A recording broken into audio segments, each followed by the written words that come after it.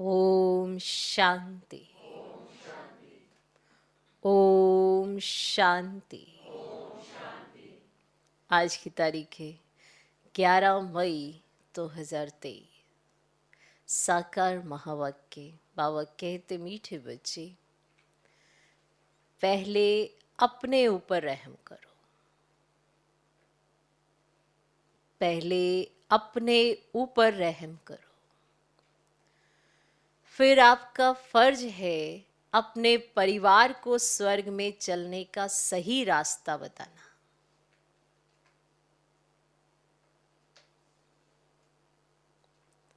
फिर आपका फर्ज है अपने परिवार को स्वर्ग में चलने का सही रास्ता बताना।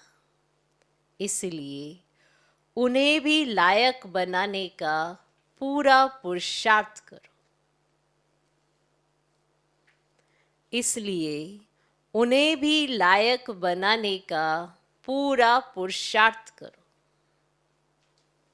बाबा कहते, मीठे बच्चे, पहले अपने ऊपर रहम करो।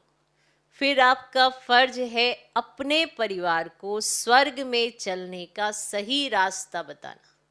इसीलिए उन्हें भी लायक बनाने का पूरा पुरुषार्थ करो। आज का प्रश्न, तुम किस रेस के आधार से शिवालय के मालिक बन जाएंगे?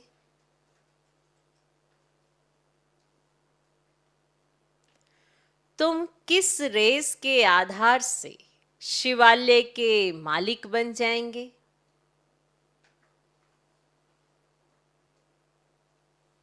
उत्तर, फॉलो फादर मदर।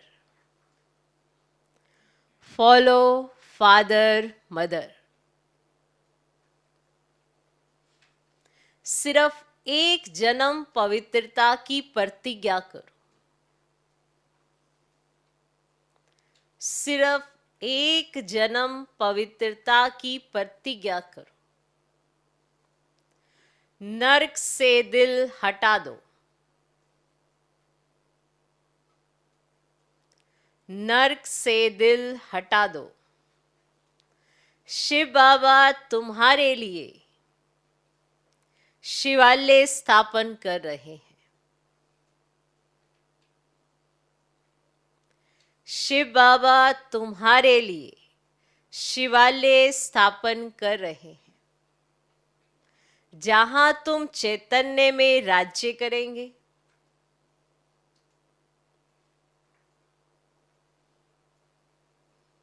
जहां तुम चैतन्य में राज्य करेंगे। धंधाधोरी करते बाप और स्वर्ग को याद करने से राजाई का तिलक मिल जाएगा। धंधाधोरी करते बाप और स्वर्ग को याद करने से राजाई का तिलक मिल जाएगा, अर्थात शिवालय के मालिक बन जाएंगे।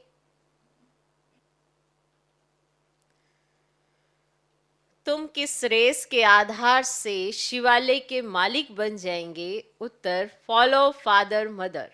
सिर्फ एक जन्म पवित्रता की प्रतिज्ञा करो। नर्क से दिल हटा दो। शिव बाबा तुम्हारे लिए शिवालय स्थापन कर रहे हैं, जहां तुम चैतन्य में राज्य करेंगे। धंधाधोरी करते बाप और स्वर्ग को याद करने से राजाई का तिलक मिल जाएगा, अर्थात शिवालय के मालिक बन जाएंगे। आज का गीत है, तुम ही हो माता पिता, तुम ही हो बंधु सखा, तुम ही हो। ओम शांति। कुछ ना कुछ कहना पड़ता है। ओम शांति या शिवाय नमः, परमात्माय नमः कहते हैं ना। ओम शांति हम कहते हैं।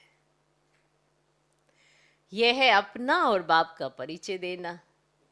वह महिमा भक्त लोग करते हैं, तमेव माता च पिता तमेव। तुम तो बच्चे हो, जिसकी महिमा भक्त लोग भक्ति मार्ग में करते हैं। आज वह बाप आपके सम्मुख बैठा हुआ है। जरूर सम्मुख था, अब फिर सम्मुख बैठे हुए हैं। ये बातें अभी तुम बच्चे ही जानते हो, भक्त नहीं जानते हैं। तुम बच्चे जानते हो एक ही बाप है जिसकी महिमा हो रही है। वह बाप तुम बच्चों को कितना सुख दे रहे हैं, दे रहे हैं ना, जो तुम फिर 21 जन्मों के लिए कभी दुखी नहीं होने वाले हो। ऐसे बाप के सम्मुख तुम बैठे हो। तुम जानते हो ये हमारा बेहद का बाप है, जो हमको स्वर्ग के सुख देने लिए सर्विस कर रहे हैं। बाप हमेशा बच्चों को रच कर उन्हों की सेवा कर लायक बनाते हैं। बाप जैसे कि बच्चों का गुलाम बन जाता है। लौकिक बाप भी बच्चों की पालना करने में कितनी मेहनत करते हैं। रात दिन ये चिंतन रहता है कि बच्चों की सेवा कर बच्चों को लायक बनाए। अब वह है हद की रचना के गुलाम, यह है फिर बेहद का बाप। यह भी कहते हैं बच्चे पूरा फॉलो करो और पूरा वर्षा लेकर स्वर्ग के मालिक बनो। बच्चों पर हमेशा रहम करना होता है। जो सेंसिबल बाप होगा वह कहेगा बच्चों को भी क्यों ना साथ साथ ये सच्ची कमाई भी कराए।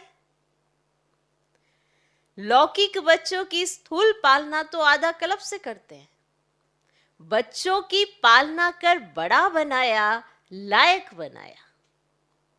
बच्चों के लिए विल किया, बस शरीर छोड़ा, जाकर दूसरा जन्म लेंगे। वह हुआ हद का बाप और यह है फिर बेहद का बाप। वह हद का ब्रह्मा है, रचना रच फिर उनका गुलाम बनते हैं। बहुत मेहनत करनी पड़ती है। कहाँ बच्चे कुसंग में खराब ना हो जाएं, कितनी संभाल करनी पड़ती है। नाम बदनाम ना करें, परंतु वह हो गया अल्पकाल का सुख। उन्हें ये पता ही नहीं बच्चा सपूत निकलेगा या कपूत। वो पालना कर रहे हैं, समझानी दे रहे हैं, शिक्षा दे रहे हैं। हद के बाप को भी नहीं पता कि मेरा बच्चा सपूत निकलेगा या कपूत। कई ऐसे कपूत निकलते हैं जो एकदम खाना खराब कर देते हैं। बाप की मिल्कियत को एकदम उड़ाकर चट कर देते हैं। इसलिए बड़ी संभाल करनी पड़ती है। बेहद के बाप को कितना फुरना रहता है। कहते हैं तुम भी वर्षा लो और अपनी रचना को भी वर्षा दो, परंतु फिर भी कपूत बच्चे होते हैं तो बाप का कहना नहीं मानते हैं। बाप कहते हैं पढ़ाई करो तो पढ़ते नहीं, पवित्र नहीं बनते।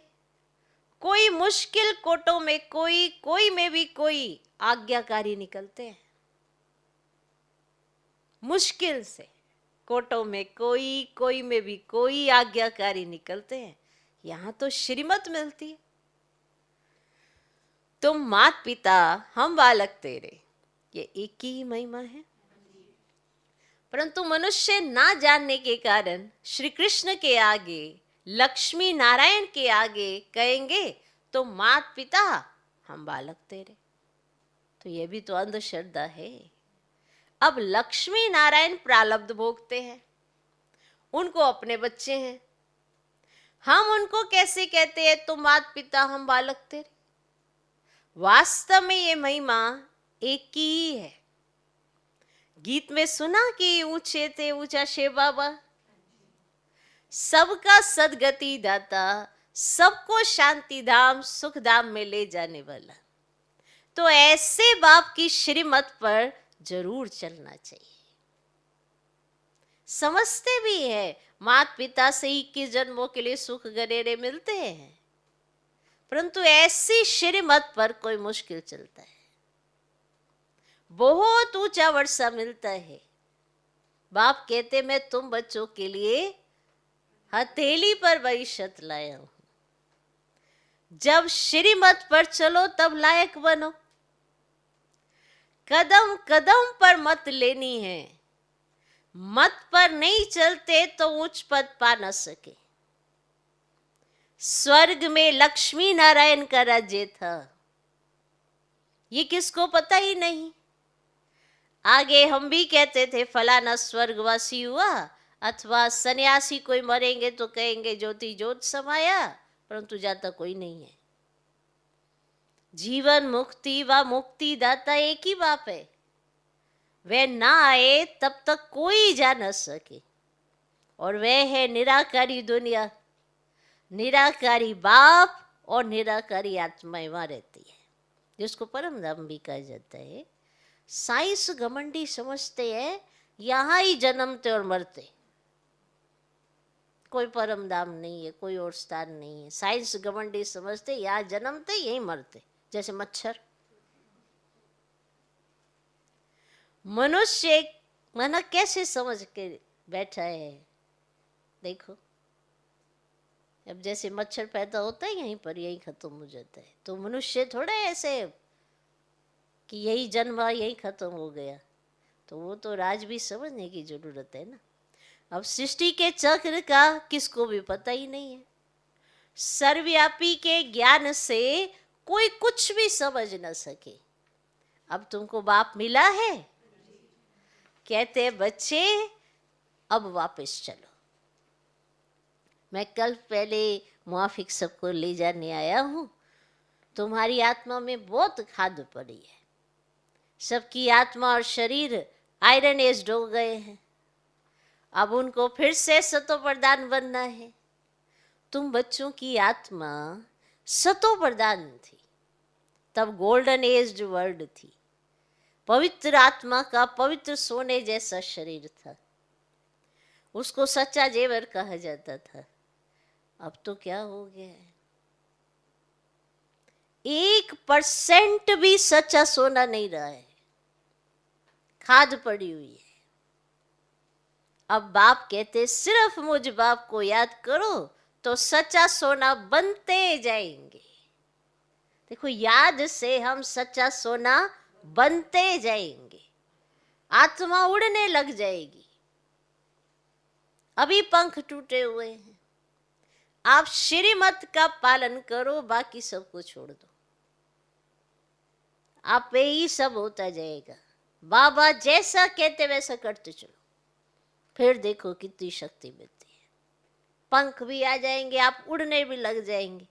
तो जैसा पुरुषार्थ करेंगे वैसा पद पाएंगे। कितनी ऊंची पढ़ाई है। भगवानुवाच, मैं तुमको राजयोग सिखलाता हूं, जिससे तुम राजाओं का राजा बनेंगे, और विकारी पुजारी राजाओं के भी पूज्य बनेंगे। अब गाया भी तो है, आप ही पूजे आप ही पुजारी।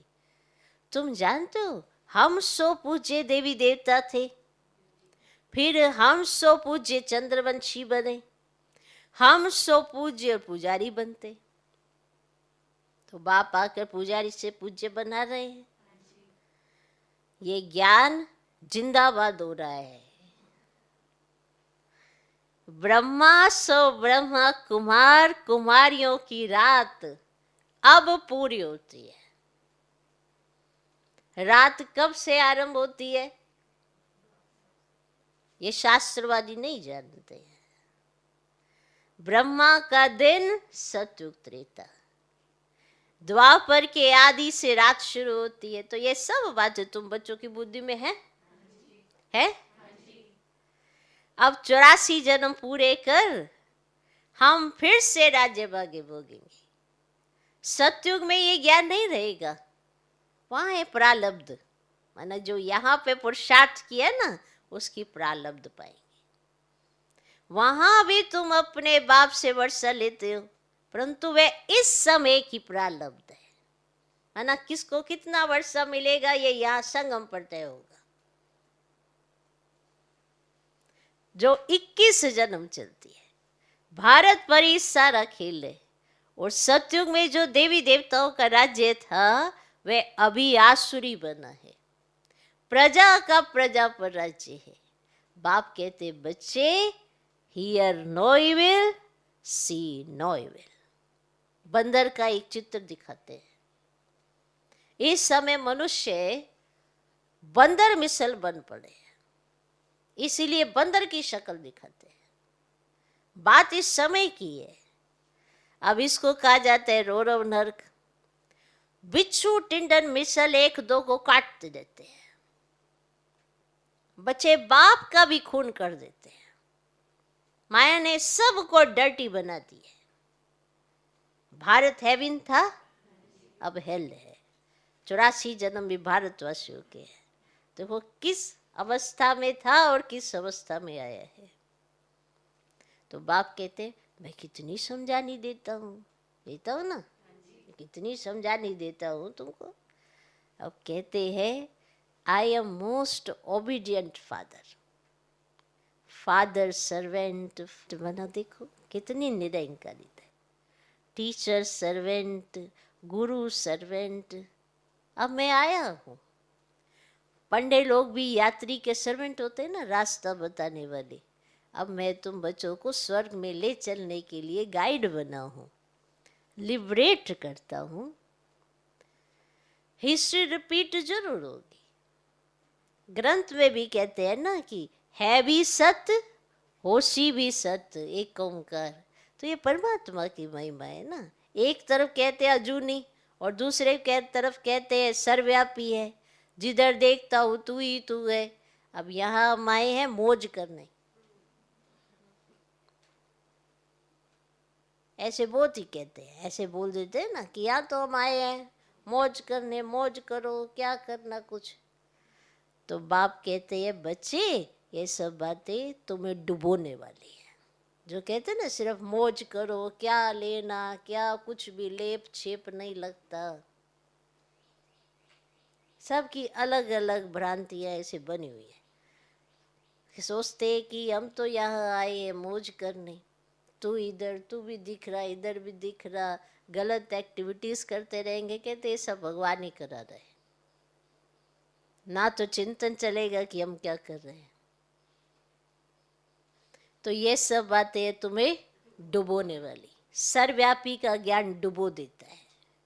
बाप कितना समझाते हैं, कितना समझाते हैं। कोई तो झट निश्चय करते कि बाप से वर्षा लेना है। इन जैसा स्वीट फादर मिल नहीं सकता। स्वर्ग की स्थापना करने वाला बाप है।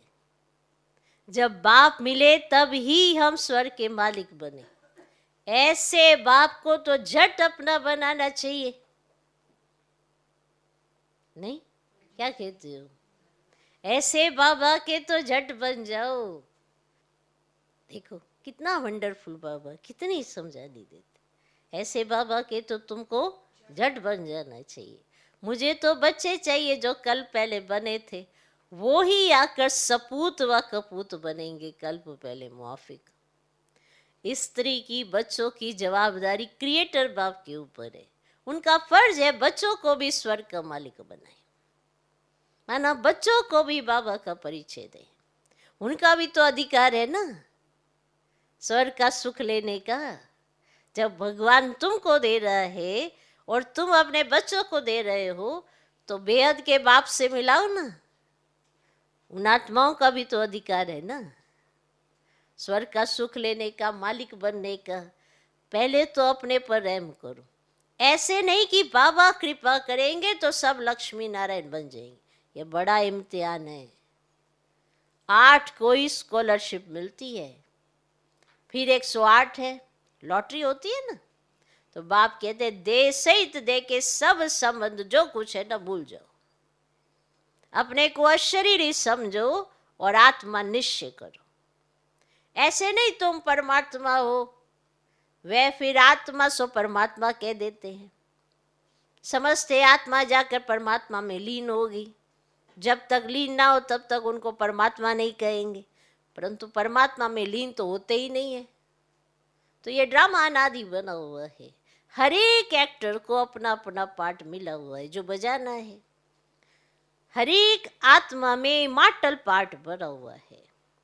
ये बातें बाप के सिवाय कोई समझा न सके। तो बाप आकर तुम बच्चों को आदि मध्य अंत का ज्ञान दे त्रिकालदर्शी बनाते हैं और चित्रों में देवताओं को तीसरा नेत्र दिखाते हैं। वास्तव में तीसरा नेत्र है नहीं देवताओं को ना शूद्रों को, ना तीसरा नेत्र देवताओं के पास है ना शूद्रों के पास। तुम ब्राह्मणों को ही ज्ञान का तीसरा नेत्र है, जिससे तुम सबके ऑक्यूपेशन को जानते हो।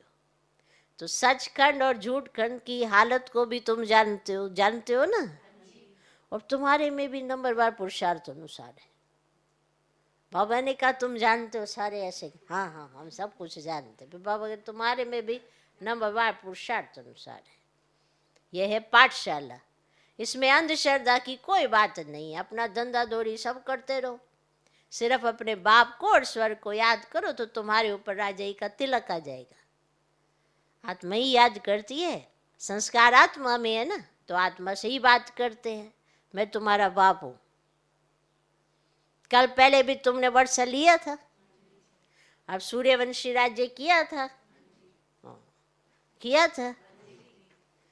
फिर चंद्रवंशी में गए, कलाएं कमती होती जाती है, फिर वैश्य और शूद्र बने। अब समृद्धि आई है कि अब नाटक पूरा हुआ है। तो मामेकम याद करो तो विकर्म विनाश होंगे। श्रीमत पर ना चले, देह अभिमान आया तो लगी चोट। अगर श्रीमत पर नहीं चलेंगे, देह अभिमान आ जाएगा तो चोट लगेगी। फिर बृहस्पति की दशा बदलकर राहु का ग्रहण बैठ जाता है। फारकती दी तो रौरव नरकवासी बन जाते हैं। बाप कहते ऊंच पद पाना है, पाना है, सोच लो पाना है तो रेस करो। अभी उच्च पद पाएंगे तो कल्प कल्प पाते रहेंगे। सिर्फ एक जन्म के लिए पवित्रता की प्रतिज्ञा करो तो 21 जन्म स्वर्ग के मालिक बनेंगे। ठीक, कितने जन्मों के लिए? अच्छा, कितने जन्म के लिए प्रतिज्ञा? और पाएंगे कितने जन्मों के लिए? तो अब नर्क से दिल को हटा दो। शिव बाबा तुम्हारे लिए शिवालय स्थापन कर रहे हैं, जहां तुम चैतन्य देवताएं राज्य करेंगे। तो क्या शिवालय का मालिक बनना चाहते हो? चाहते हो? Follow mother father. जो कुछ है सब तुम बच्चों के लिए है। राजा भी तुम बनेंगे, तुम ही थे, अब रंक बने हो। और धर्म वालों की बात नहीं, देवी देवता धर्म वाले ही और धर्मों में कन्वर्ट हो गए। इसीलिए हिंदुओं की संख्या कम हो गई है, नहीं तो भारत की संख्या सबसे जास्ती होनी चाहिए। तुमको भगवान पढ़ा रहे हैं, कितना ध्यान देना चाहिए। यह बड़ी वंडरफुल पढ़ाई है। बूढ़े बच्चे जवान सब पढ़ते हैं, बीमार भी पढ़ सकते हैं। अगर बाप और वर्षे को याद ना किया तो माया थप्पड़ मार देगी।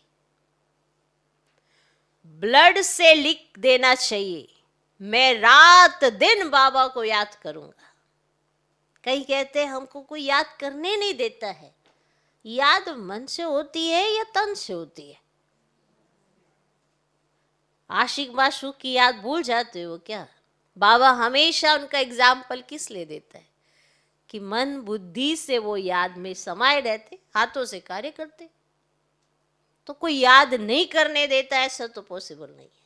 याद तो मन से होती है, इसीलिए मन मना भव कहा जाता है। मन को बाबा में लगाना है, तन तो पीछे पीछे लग ही जाएगा, तो पहले मन तो लगाए। तो बाबा कहते रात दिन बाबा को याद करूंगा, ऐसा अपने साथ प्रतिज्ञा करनी है। शिव बाबा का हाथ पूरा पकड़ूंगा, जो बाबा कहेगा सो करूंगा।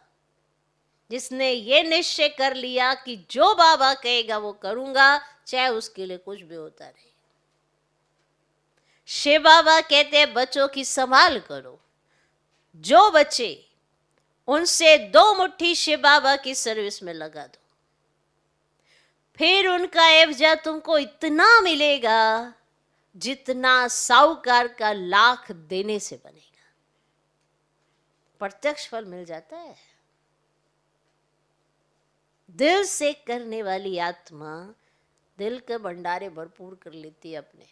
इसलिए बाबा कहते हैं चाहे जो बचे वो 2 मुट्ठी शिव बाबा की सर्विस में लगा दो, उसका एवजा तुमको इतना मिलेगा जितना साहूकार का लाख देने से बनेगा।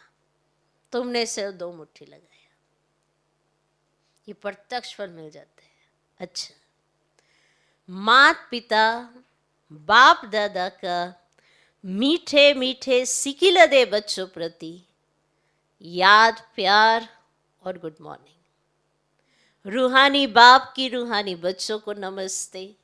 हम रूहानी बच्चों की भी रूहानी बाप को नमस्ते नमस्ते नमस्ते। Good morning good morning good morning. धारणा के लिए मुख्य सार, पहला पॉइंट,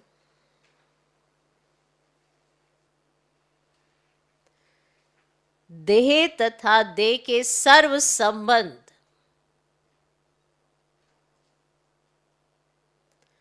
भूल अशरीरी आत्मा बनने का अभ्यास करना है।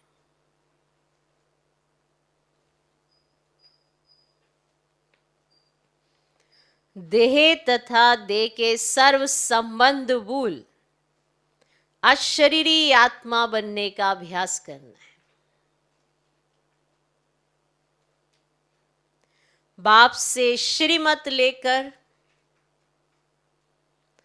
कदम कदम उस पर चलना है।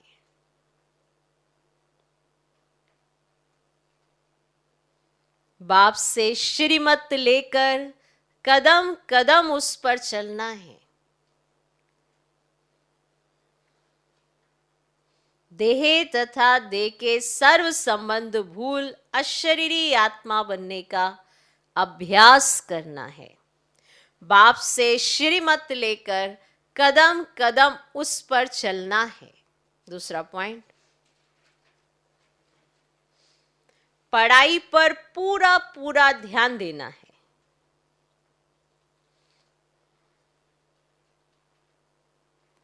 पढ़ाई पर पूरा पूरा ध्यान देना है। दृढ़ संकल्प करना है। दृढ़ संकल्प करना है कि रात दिन एक बाबा की ही याद में रहूंगा। रात दिन एक बाबा की ही याद में रहूंगा और बाबा जो कहेंगे वह अवश्य करूंगा। जो बाबा ने श्रीमत कही है, जो बाबा ने धारणाओं के लिए समझानी दी है, वो सारी अप्लाई करें, फिर देखें जीवन में परिवर्तन। जीवन में परिवर्तन बाप की श्रीमत का पालन करने से आती है, मजबूरियों का गायन करने से नहीं। ये मजबूरी है, मैं तो चलना चाहता हूँ, मैं तो चलना चाहती हूँ, मैं तो कहना मानना चाहता हूँ, मैं तो कहना मानना चाहती हूँ। पहले तो इतने मजबूर इंसान हैं, तो फिर भगवान किसको मदद करे? भगवान तो हिम्मत वाले को मदद कर सकता है। जिसने हिम्मत का एक कदम बढ़ाया, 1000 गुना मदद भगवान से पाया। ये ऐसी बात नहीं है कि हाँ भाई ये ऐसे ही गायन है, ये रियल है। जो हिम्मत वाला होता है वो परमात्मा की मदद को कैच कर पाता है, देख पाता है। जिसने हिम्मत ही नहीं रखनी, भगवान चाहे खुद ही चल कर आ जाए उसको निकालने के लिए उस समस्या से, तब भी वो देख नहीं पाएगा। तो देखने के लिए कि परमात्मा मदद कहाँ कर रहा है, उसके लिए हिम्मत का कदम बहुत जरूरी है। एक स्टेप आप चलते हो, 1000 स्टेप वो चलते हो, पहुंचना तो मंजिल पर है। तो सोचो मंजिल ही आपके पास चली आए, तो ये कार्य परमात्मा करता है अगर आपका हिम्मत का सिर्फ एक कदम होता है। आपको ज़्यादा कुछ मेहनत नहीं करनी पड़ती है। इसलिए बाबा ने कहा दिल से कहो बाबा, और बाबा हाजिर। बाबा हाजिर होके क्या करता है? मदद करता है। आप बस हिम्मत रखो। इसे दृढ़ संकल्प करो, प्रतिज्ञा करो कि जो बाबा कहेंगे वो मैं अवश्य करूंगा। तब सब कार्य आपके होते जाएंगे। कहीं कहते हैं हम करते बहुत कुछ है, हमारे कार्य ही नहीं बनते हैं। क्यों नहीं बनते हैं? उसके पीछे के रहस्य को भी तो समझना चाहिए ना। अगर आप भगवान की श्रीमत के हिसाब से चलते हैं तो कदम कदम पर मदद ना मिले ऐसा होता नहीं है। तो यही तो प्रत्यक्ष प्रमाण है, यही तो प्रत्यक्ष फल है जो आप अपने जीवन से बताएंगे कि भगवान क्या क्या करता है। तो रात दिन एक बाबा की ही याद में रहूंगा और बाबा जो कहेंगे वह अवश्य करूंगा। Hear no evil, see no evil. आज का वरदान, एक क्षमा के पीछे परवाने बन फिदा होने वाले, कोटों में कोई श्रेष्ठ आत्मा भव।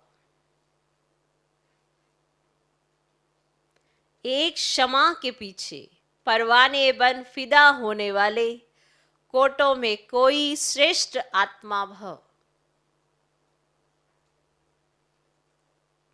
सारे विश्व के अंदर हम कोटों में कोई में भी कोई श्रेष्ठ आत्माएं हैं, जिन्होंने स्वयं अनुभव करके यह महसूस किया है कि हम कल्प पहले वाली वही श्रेष्ठ आत्माएं हैं, जिन्होंने स्वयं को बाप क्षमा के पीछे फिदा किया है। वे चक्कर लगाने वाले नहीं, परवाने बन फिदा होने वाले हैं। फिदा होना अर्थात मर जाना। तो ऐसे जल मरने वाले परवाने हो ना, हो ना, हो ना। जलना ही बाप का बनना है। जलना अर्थात संपूर्ण परिवर्तन होना।